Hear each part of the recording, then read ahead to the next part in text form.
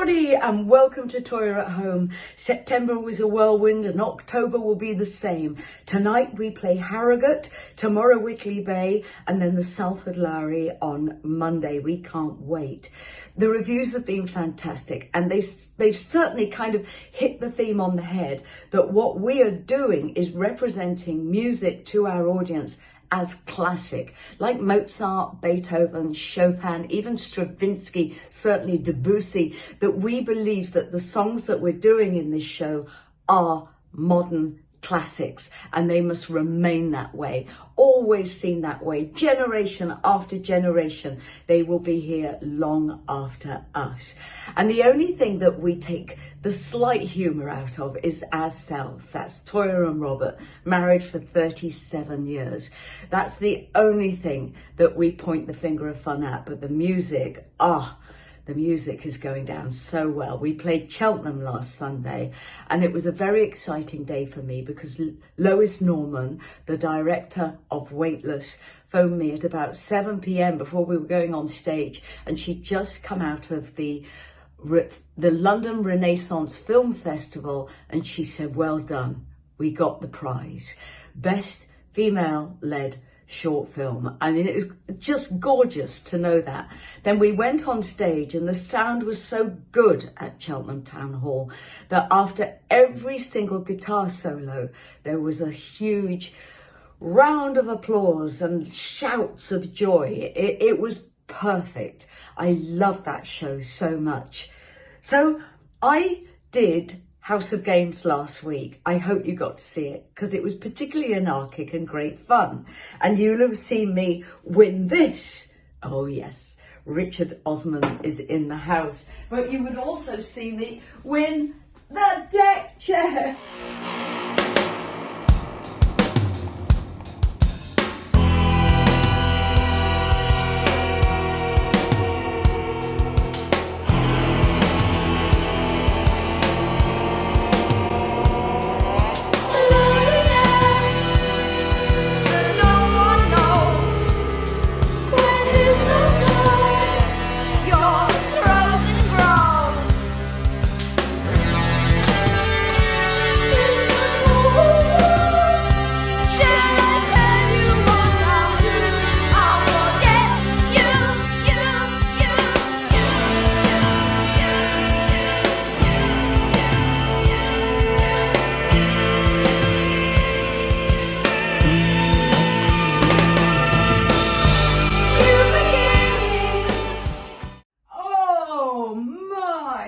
Goodness, look at that. The reaction has been spectacular.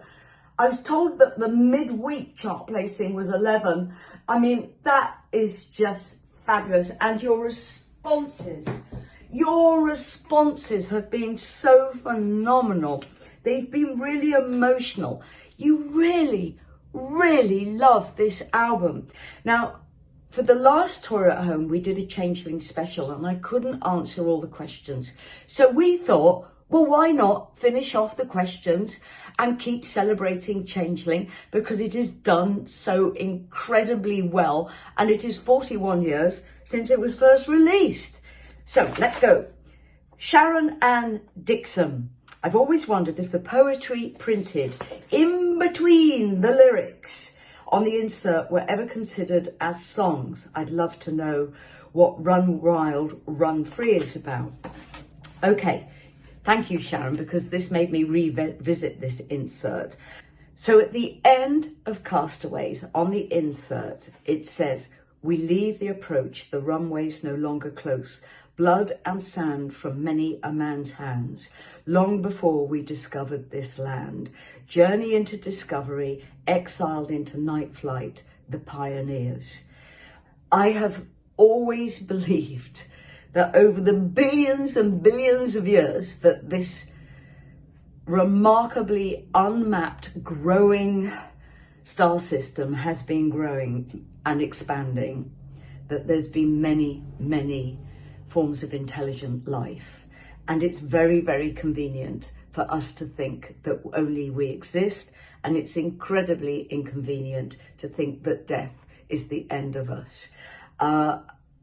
And this is what these things kind of reflect. Now, sometimes those subject matters are incredibly hard to get into the scan of a song. And I write a lot of poetry, or I write a lot of prose. And what is inserted into this lyric sheet is some of the prose that never made it into the scan of the songs. And that's what it's about. They were intended as part of the original, let's say, draft one of the lyric. And then I couldn't fit it in. I needed to scan and tell a different story.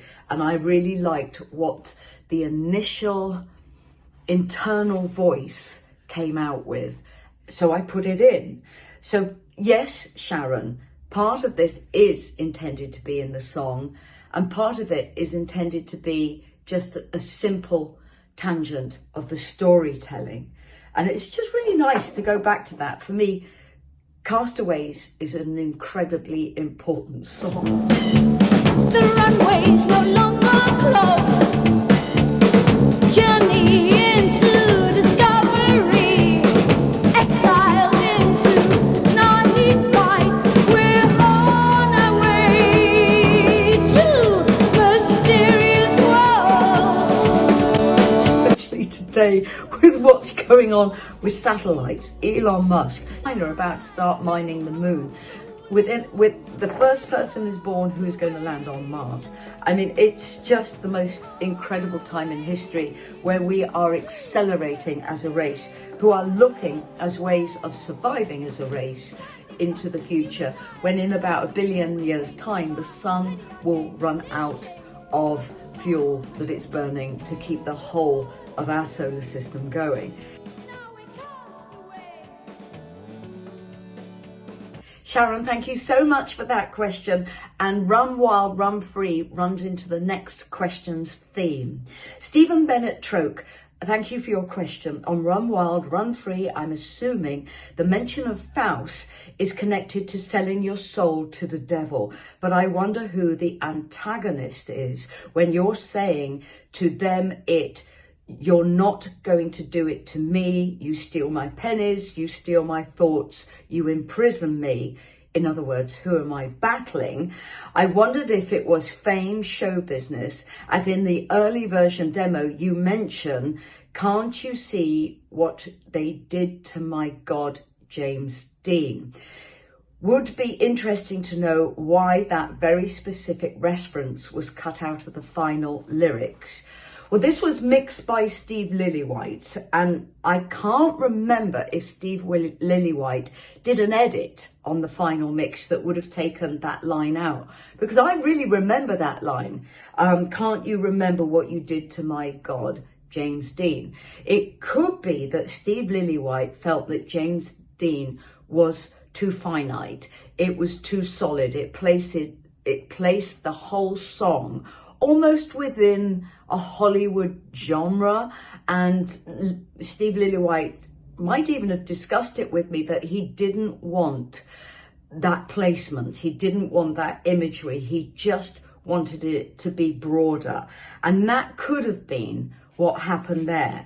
Now, Faust is connected to each and every night I sell my soul to you. That's all about being on stage. It's simple as that. Well, I sell my soul to Faust each and every night for you. Rip-roaring drunk, I peel my face away. That is literally the almost cliched story of an actor. Simple as that.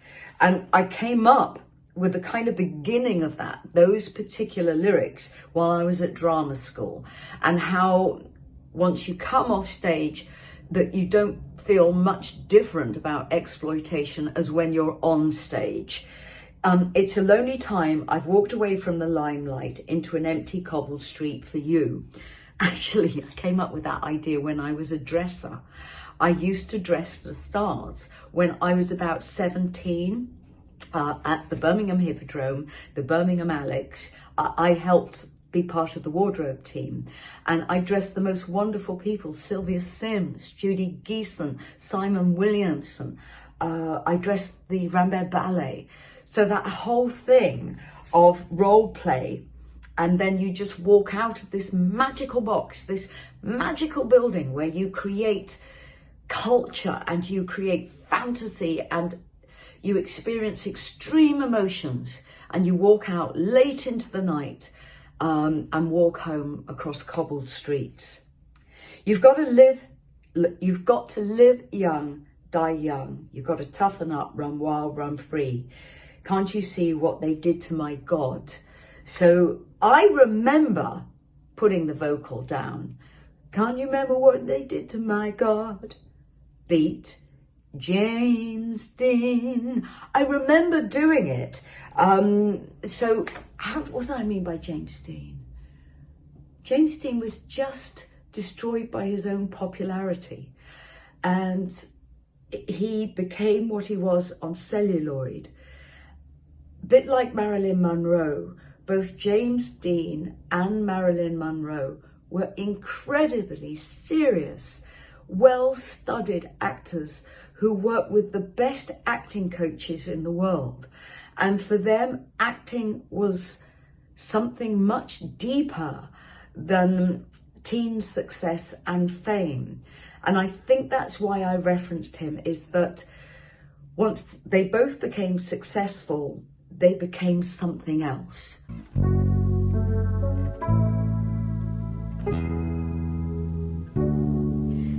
So you ask, who is the antagonist?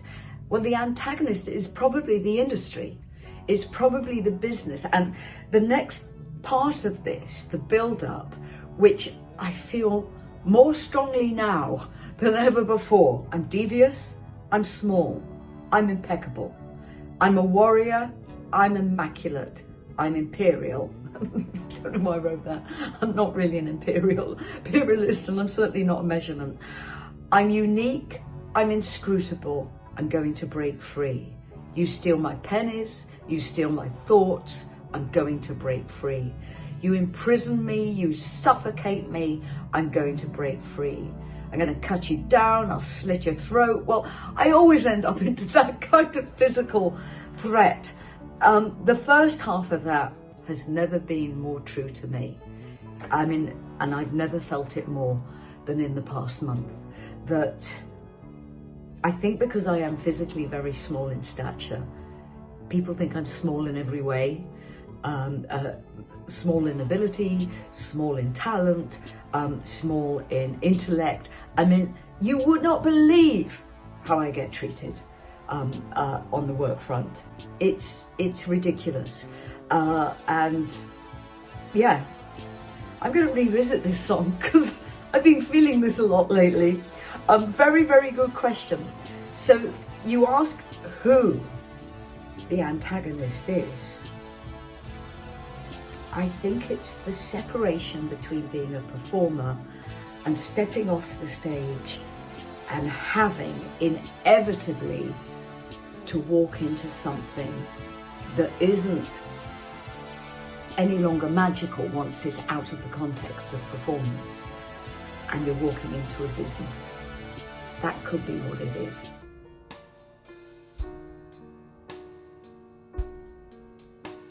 Stephen and Sharon, thank you so much for those really wonderful questions. Now we've got Mark Taylor here. I love this question. There are a few songs that do not follow the verse, chorus format. Creepy Room, Castaways, Angel and Me, Run Wild, Run Free. Let's start with Angel and Me. Not a problem at all.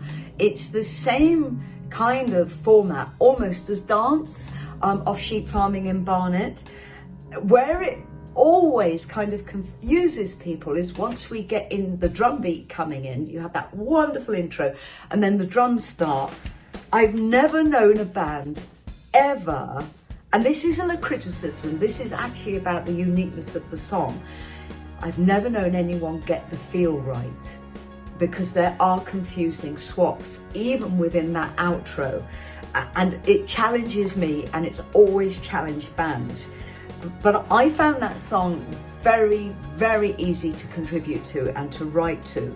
Run Wild, Run Free, the same, because I work through emotion. When I'm singing, I'm not counting bars. Well, I am with this band, but that's another story. That's because how the sound is being run, and I'm not always getting what I need instinctively as a singer to move into the next section. That's not a criticism, it's just a technique.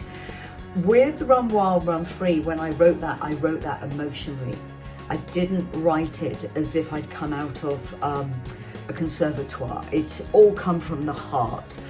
So it's not about technique at all. It's just literally about getting a message across from the heart. Almost the same with Angel and Me. Creepy Room.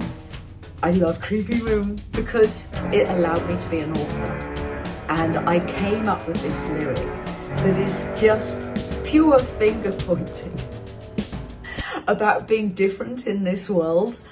And I love it. And about 10 years ago, we performed it live. And the audience, they were with me. They were just shouting it back at me. And it seemed to just hit a nerve of people that, just want to be seen for who and what they are, a unique individual, not someone who's in a compartment, not someone who's predicted, not someone who has other people's opinions reflected back onto them. Just be unique and brilliant and wonderful, floating in an evolving, growing, expansive universe. It's just be. And that's what that one's about. Now, Castaways, which has become a firm favourite of mine. When I first heard it, it completely did my head in. I couldn't work out what was going on. And I believe it's the chorus that expands line by line. Joel Bogan added a new phrase at the end of every chorus, which for me meant that section gave me the opportunity to expand on a story. It was no longer fixed. And it was a challenge to write, but I think the end result is absolutely beautiful. I think the whole of that song and the production of that song is magnificent. And there's a lot of experimental things on the Changeling. Obviously, Creepy Room, and I loved opening an album with that. It's experimental, but it's representative of me and my audience. Street Creature is very personal and very representative of me needing to be grounded after such extreme fame. Castaways, well, it's just what I've always believed in, that we are all starseeds, simple as that.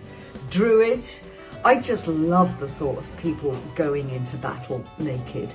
Surely those battles are real battles, and they're truly won, because once you're naked, you can't hide anything. You've got to fight with what you've got in hand. I want to introduce you to someone you've never met before.